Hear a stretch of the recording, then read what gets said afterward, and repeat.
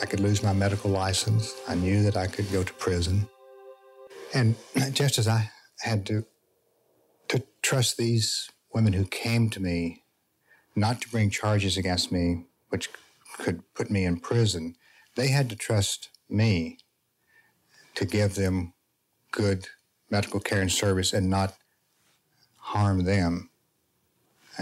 And that was a scary thing in those days. They had to trust that they were going to leave there intact and alive. Women from all over the country came to Dr. Boyd's office in a small Texas town after he joined the clergy abortion service.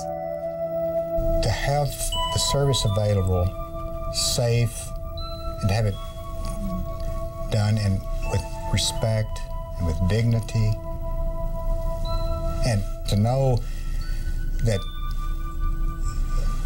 your work is needed, is appreciated, and to get that reaffirmation every day from patients who you may have never met before.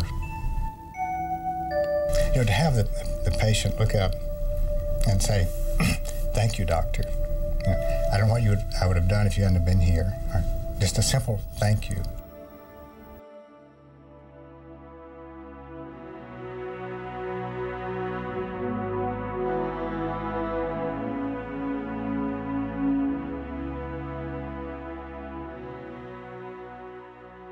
There would be a chance where I could hemorrhage to death. So I say no. I didn't see why would I want to go through a whole 9 months giving birth to a baby that wasn't going to be alive.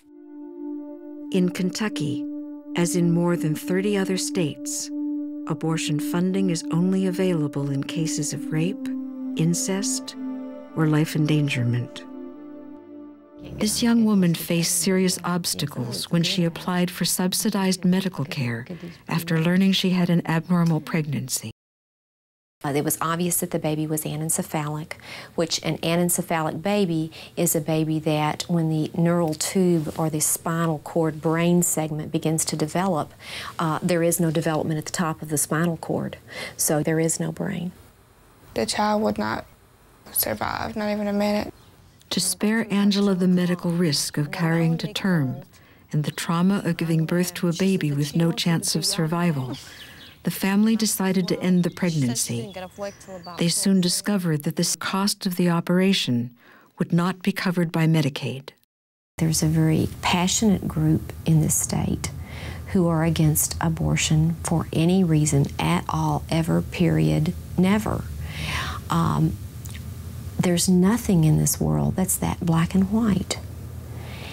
And you're dealing with people who are not involved with a medical situation trying to make blanket decisions.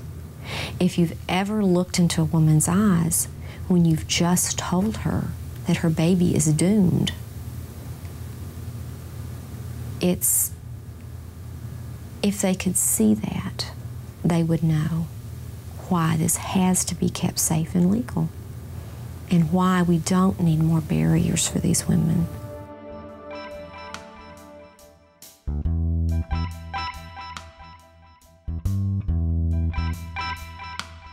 A cartoon book of crude jokes about abortion doctors was mailed anonymously to medical students across the country. Refusing to be intimidated, a group of them formed Medical Students for Choice and took a stand when they realized that abortion procedures were not being taught in most medical schools.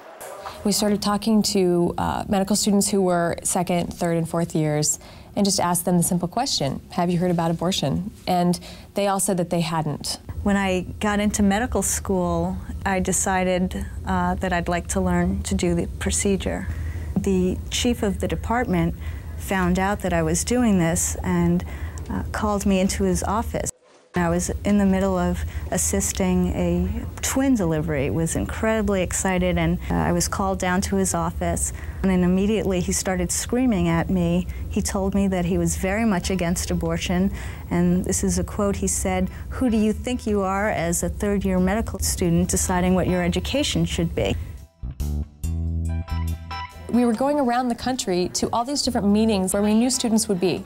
At one place, I had to haul my ironing board to the hotel and set up with tablecloths over it, put our petitions, sign-up sheets. But students were swarming around our ironing boards.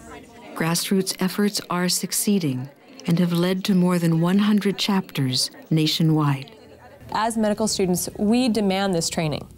We absolutely think that it would be irresponsible medicine to not include abortion training in obstetrics and gynecology programs.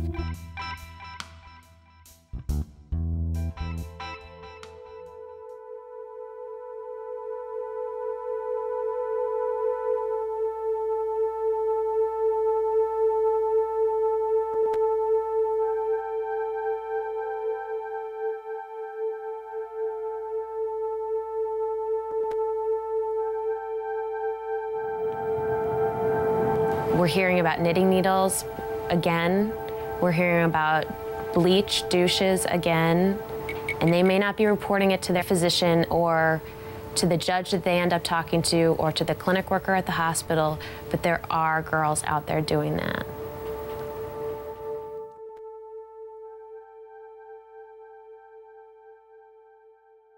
Especially when it comes to abortion, we present them with this maze of laws. You must go before a judge here in Minnesota if you don't wish to tell both of your biological parents. These kids are being frightened away from asking for help. States that have parental involvement laws are required to provide the option of a waiver, such as a judicial bypass. Meanwhile, anti-abortion forces are working to make these laws stricter, placing an additional burden on teens with difficult home situations. There certainly are some young women who, for a variety of reasons, and unfortunately physical abuse is one of them, that absolutely cannot tell their parents. And we talk to them then about judicial bypass. There are some counties in this state that have judges that are just absolutely opposed to abortion, no matter what the circumstances. And when a young woman comes to them seeking the judicial bypass, they're put off. And it drives some young women to either go to an incompetent abortion provider, an illegal provider, and they're still out there, or to try to do a home remedy. The one that really comes to my mind first when I think back about this was a 15-year-old girl, and someone told her that if she would douche with bleach, that she would abort on her own. So that's what she'd been doing for about a week when she came to us. The vaginal tissue had caustic burns. Her vagina was just blistered to the point that it had swollen shut. She couldn't be examined. The desperation level is already here. It's the young women, it's the poor women. It's the women who feel like they can't tell anybody, who feel so socially ostracized because of the dilemma that they find themselves in the first place. As the states pass more and more restrictive laws that make it harder and harder, that shrink access more and more, we see those numbers growing.